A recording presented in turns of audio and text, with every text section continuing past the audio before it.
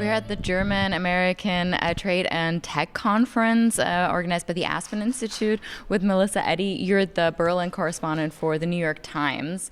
And today you were on our panel and you talked about this sort of growing anti-German attitudes in the US, and at the same time there is definitely also a lingering anti-Americanism in the German society. What do you think can be done to bridge those sentiments? I think, well, first of all, thank you for having me. I think the German government actually does quite a bit in terms of initiatives. You know, we've seen different, the foreign ministry had different initiatives recently in the United States, and that really helps. I do think that promoting exchange of students, high school students, university students, in both directions is really helpful, allowing people just as normal people to get to know each other.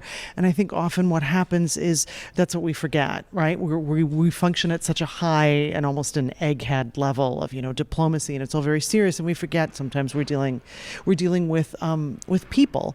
Obviously, even conferences like this can be really useful because it allows beyond, the actual platforming that goes on, people to, have an actual conversation and a generation of ideas. And I think, continuing that communication is really essential to just getting rid of at least weakening some of the stereotypes that still exist.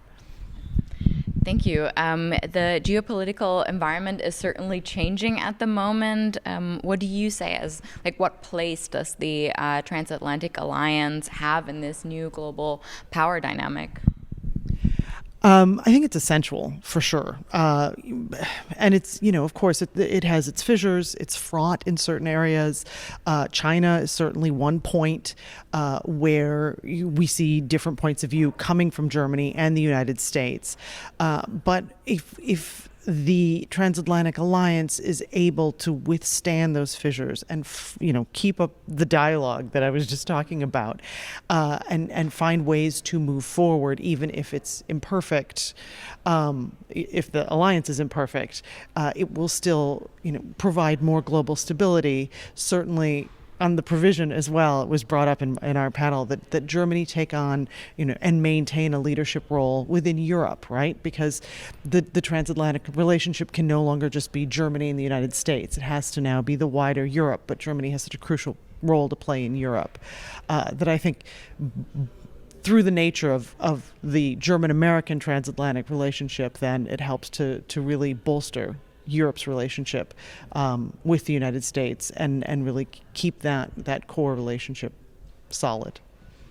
Yeah, thank you so much for your insights and also for joining our fishbowl discussion this morning. It was very interesting to have you here, and I hope you enjoyed the conference. Very much. Thank you. Thanks.